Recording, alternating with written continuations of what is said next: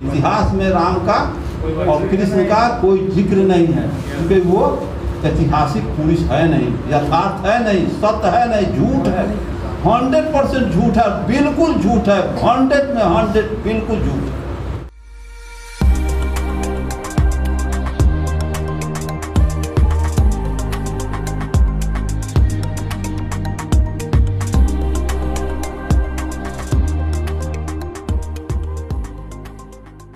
बुद्ध यथार्थ थे,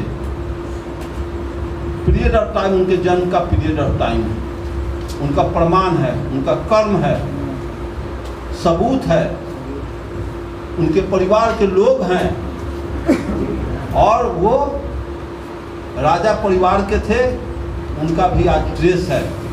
लेकिन राम इतिहास से अलग है, अलग है। इतिहास में राम का और कृष्ण का कोई जिक्र नहीं है, क्योंकि वो ऐतिहासिक पुरुष है नहीं, यथार्थ है नहीं, सत्य है नहीं, झूठ है, 100% झूठ है, बिल्कुल झूठ है, 100 में 100 बिल्कुल झूठ है। राम भारत में पैदा नहीं किया हुआ, रामायण लिखी गई। भारत में कृष्ण पैदा नहीं हुआ, महाभारत से कराया गया। राम अगर होता तो अगर राम हुआ तो सीता से शादी हुई, स्वयंवर हुआ। अच्छा, तो राम हुए, सीता हुए, सीता को रावण हर के ले गया, तो राम रावण युद्ध हुआ, है ना। अगर इस बात को आप सही मानते हैं, राम रावण युद्ध को सही मानते हो, तो युद्ध के संदर्भ में जितनी घटनाएं घटी है सबको सही मानना होगा, समझ गए।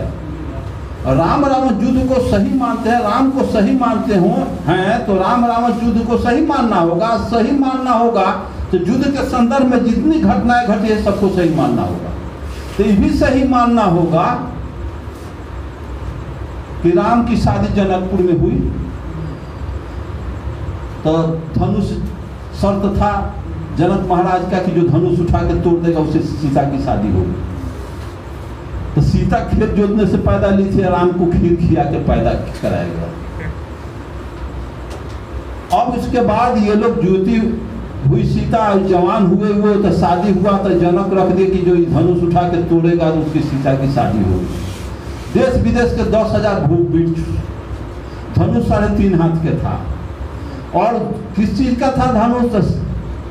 उनका कोनो देवता के जांग के हड्डी का था, दधीसी ऋषि के जांग के हड्डी का था। हम रामायण का व्याख्या विश्लेषण दे रहे हैं। तो जांग के हड्डी, जो धनुष जो उसका ये थी तर्कस, बेंड नहीं करेगा, लभेगा, स्प्रिंग नहीं करेगा, तो तीर जंप नहीं करेगा। समझ गए कि नहीं? हम खींचेंगे तीर, तर्कस पर तीर चढ़ा के, तो वो जब तक इन्हें लभेगा नहीं, 1 इंच भी तीर नहीं फेंका जाएगा। तो पता है कि हड्डी थोड़ा सा भी बेंड करेगा तो क्रैक कर जाएगा, टूट जाएगा। अब इसके बाद उसको जब कपोले, जब सुखले में हवा डेंगी दौड़ाना है, गाड़ी दौड़ाना है, तो फिर कोनो साख के पुरूष के जरूरत नहीं है, उड़ाते चला, सैकड़ों झूठ बोलता। अब इसके बाद इन लोगों ने कहा कि जांग के हड्डी के धनुष बना दिए। अब जांग के हड्डी का धनुष पर तर्कस धनुष रख दिया गया। शर्त आया कि जो धनुष उठा के तोड़ेगा उससे सीता की शादी होगी। 10,000 भूपीठ के रामायण में पढ़े होंगे, भूप सहस्त्र से कहीं 12 लगे उठावन, टरे न 10,000 भूपीठ आया उठाने, एक एक करके उसमें रावण भी आया, एक एक करके सब कोई उठाए, कोई किसी से नहीं, धनुष जो भर घस का। तो हुआ कि सीता आजीवन कुंवारी रह जाएगी, इसलिए हुआ कि बहुविवाह प्रथा थी, सामूहिक उठाने का आदेश हुआ। तो 10,000 भूपीठ को धनुष उठाने जाएगा, तो 10,000 आज नौजवान को हम कहें कि हई एगो टेबुल उठावा, 10,000 भूपीठ नौजवान एक बेर मिल के, तो 10,000 भूपीठ तो वो अंगुली छुआने के लिए उसको जगह नहीं मिलेगा, फिर उठाया कैसे? समझ गए? 10,000 भूपीठ, 10,000 नौजवान को कह दिया जाए कि है वो टेबुल उठा दो, 5 हाथ के टेबुल, तो वो आदमी में रस इतना धक्का पर धक्का होगा देखने के लिए, छूने के लिए। जब छू नहीं सकता है तो उठाया कैसे? और इसके बाद उसको तोड़ दिया। 10,000 भूपीर एक एक करके उठाया तो नहीं उठा, आएगो राम आए और उठा के तोड़ दिए। जिस धनुष को लिखता है उसी में तुलसीदास कि सीता नित्य दिन उसको बायां हाथ से उठा के नीपा बहारा करती थी, वहीं रख देती थी। 10,000 भूपीर दोनों हाथ से उठाया तो जौहर नहीं घसका। इसका मतलब है कि सीता के एक हाथ में जो ताकत थी, 10,000 भूपीर के दोनों हाथ में ताकत नहीं था। इसका मतलब है कि सीता 10,000 भूपीर के पैरल में सीता अकेले बलवंती थी। और उसके बाद राम उस धनुष को उठा के तोड़ दिया, तो राम की शादी सीता से हुई। अंत में कुटिया में रह के राम लक्ष्मण शिकार करने चले गए और रावण उधर से सीता को हर के ले गया। तो मैं पूछता हूँ कि इतना बलवंती, इतना पुष्ट हृष्ट पुष्ट, इतना ताकतवर को अगर रावण तो वहाँ फेल कर गया धनुष उठाने में, और वहाँ सीता को उठा के ले गया, इसका मतलब है कि सीता उससे लव की थी, प्रेम की थी, उस स्वेच्छा से चली गई।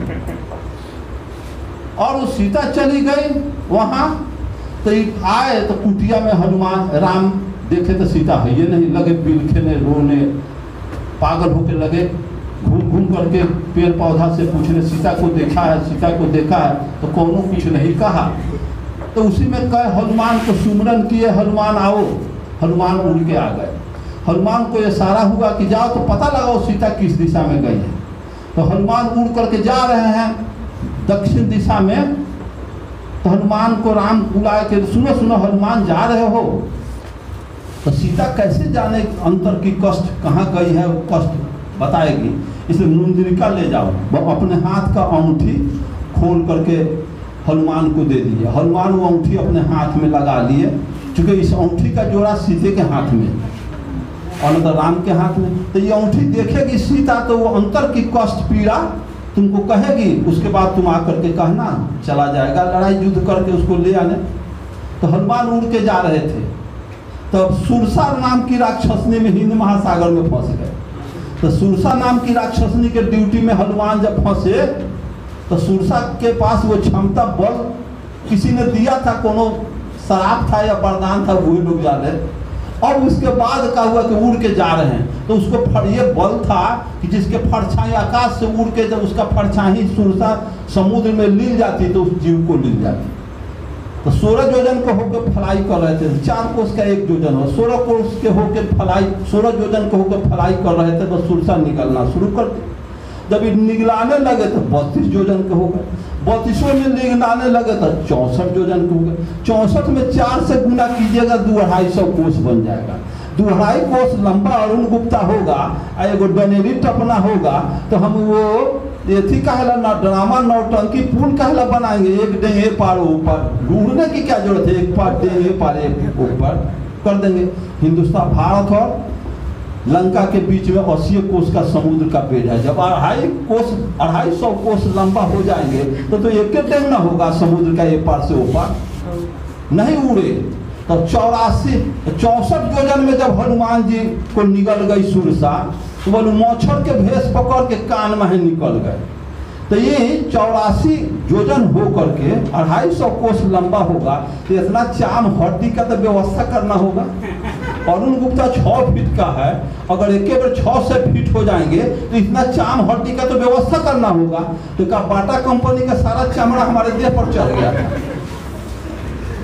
तब की बात है। और जब सुरसा निकल गई इतना लंबा आकृति को, तो मच्छर के भेष पकड़ के कान से निकल गए। तो राम के देर अंगूठिया का दूमी में पहले रहा। तर्क आता है तो मच्छर के किस अंगुली में, जो सीता को प्रमाणित करता है, तो मच्छर के किस अंगुली में वो अंगूठी अटा था कि उस अंगुली में ले करके निकल गए हनुमान जी, और लंका में जा करके सीता को प्रमाणित किए कि देखो मैं राम के दूत हूँ, बताओ इसका जो तुम्हारे हाथ में है। तो राम को जब हनुमान को सीता अपना कष्ट बताई, तो उसके बाद चले गुस्सा में आकर के एकदम आग बन गए हनुमान जी, पूरे लंका को, सोने के लंका को जला के राख कर दिए। पता है सोना जल के राख हुआ है? किसी जाकर के उभरा के किसी सोनार से पूछिए भाई सोना जल के राख हुआ? तुलसीदास बैठल अयोध्या में देख रहे थे कि लंका जल रहा है, आई कलम कॉपी लेके लिख रहे हैं। हनुमान सूरज लिख रहे थे और अयोध्या में तुलसीदास रामायण लिख रहे थे, देख रहे थे। तो वहाँ जब मुंह झो करने लगा, सोने के लंका के जला के हनुमान राख कर दिए।